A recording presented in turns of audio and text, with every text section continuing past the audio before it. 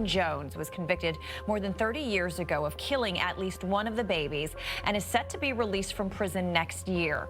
People need to understand that when someone receives a sentence of life in prison, it doesn't mean life in prison.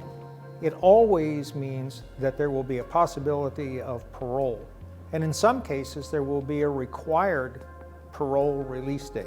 At the time, 99 years didn't mean 99 years, didn't mean a life sentence because of the overcrowding situation. That law is sometimes referred to as mandatory release law.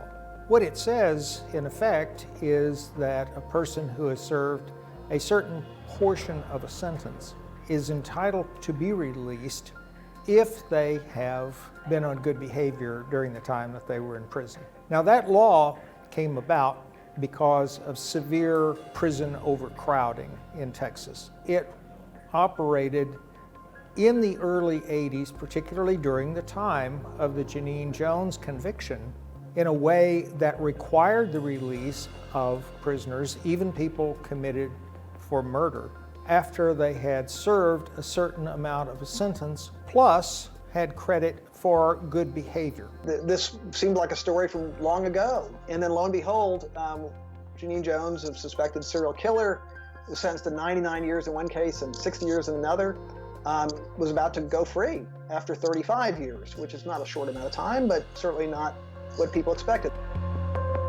I used to be the court chief in the 437th and district court, and I had an investigator there named Larry DeHaven who talked to me early on after he had seen me try a few cases. He said, you know, I'd really like somebody to look at these Genene Jones cases. He said, look, you know, this nurse had killed 60 babies and she's going to be released if somebody doesn't do something about it. And it was about a year and a half later, or a year later, that that I was watching Forensic Files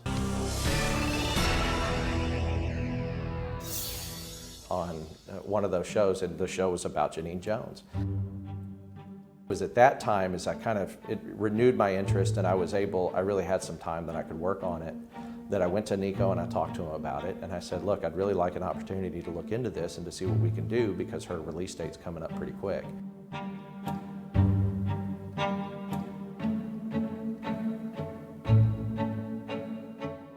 They dug up about 27 boxes that had dust on them and hadn't seen the light of day for about 30 years.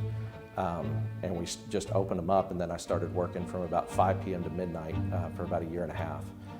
Every day after work, I would just go through those boxes, categorize them, figure it out, see what cases there were. And there were, you know, just medical records and grand jury testimonies and all kinds of things. So once we got a good handle on that, we ended up finding 5 cases that I believed that we could prove beyond a reasonable doubt at trial that Genene Jones murdered those babies. 5 p.m. to midnight every day after serving as the chief prosecutor for a felony court. That's right. That's extreme dedication. Why is it so important to you?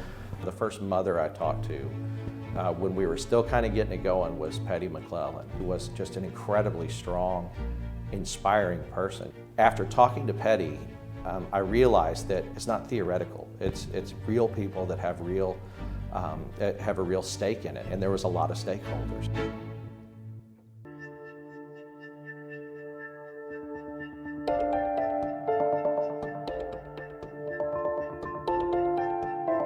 Today, a new murder indictment. She was indicted on 2 cases during the summer of 2017. And then a couple of months later, she was indicted in more cases. A new charge against a convicted murderer known as the Angel of Death. As Dylan Collier reports, it's the first charge against Jones in more than 30 years, but it may not be the last.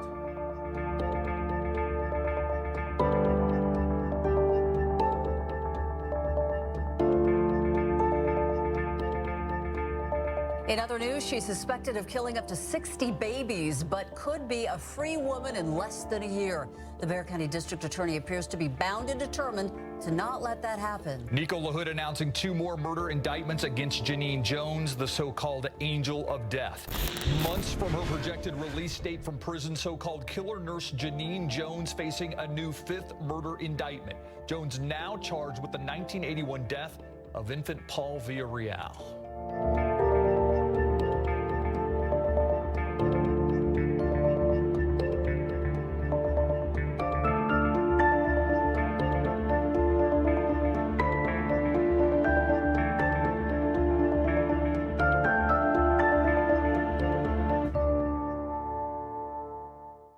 Prosecutors worked tirelessly to keep Jones in prison. They succeeded. But throughout this entire ordeal, one question has lingered. Why? Why did Jones kill innocent babies?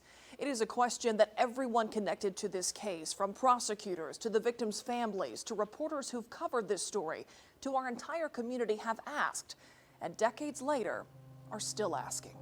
There's no apparent motive, even after all of these years. There's no obvious reason why she would have done this, other than to exercise power and control over these helpless patients who were in her care.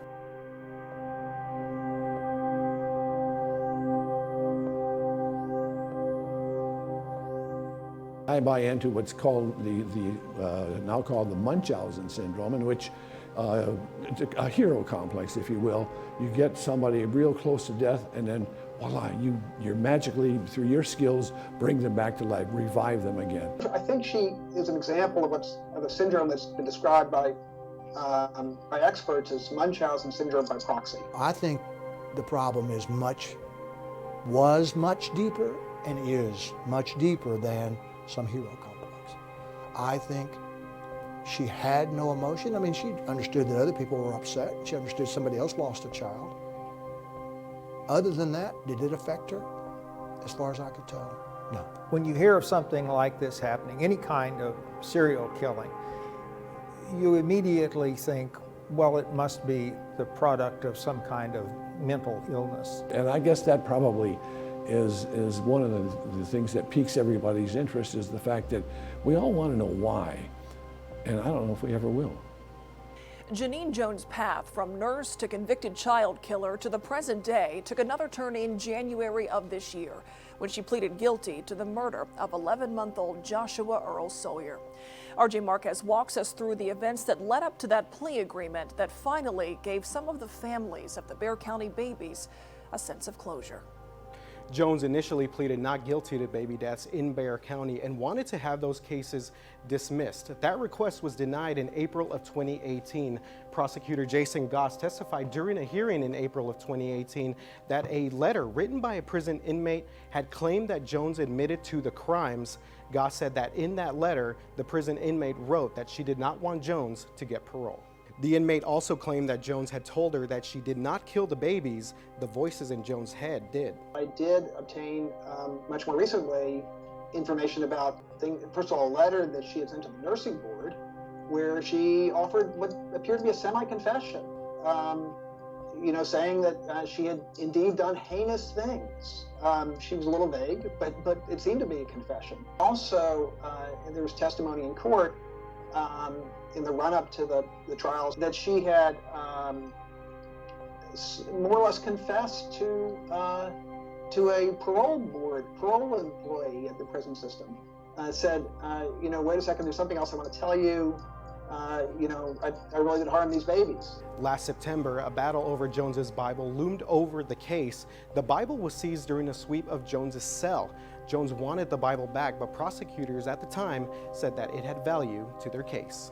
There are some handwriting of Genene Jones in her Bible, some references to children, to sin, to sort of a variety of things. I did the worst thing, in quotes, gave it all away to Satan.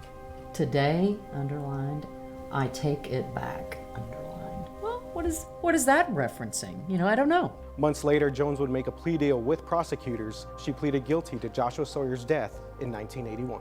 Petty would say she's never going to admit her guilt.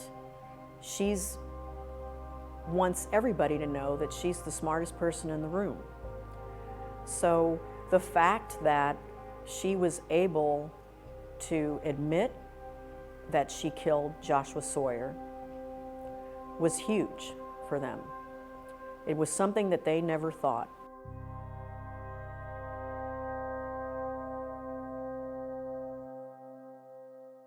You took God's most precious gift, babies, defenseless, innocent. That's what they wanted from the outset, and that is to make sure that Jones never again takes a breath outside prison. She's a chilling, chilling person to this day to look at. And quite frankly, aside from what the passage of time has done to her physical appearance, she doesn't appear any different than she did over 30 years ago covering the trial. She's just got almost a blank look about her. As part of the plea agreement, the charges in the deaths of 4 other babies were dismissed. But the victims' families found some peace knowing that Jones will likely spend her very last days in prison. They had a chance to address her in what's called a victim impact statement. My sister Teresa and I, as well as the rest of our family, are glad today that you will never see daylight as a free woman and your life will end in captivity for killing my son Joshua Earl Sawyer. So I will leave you with this. I hope for you to live a long and miserable life behind bars. Goodbye.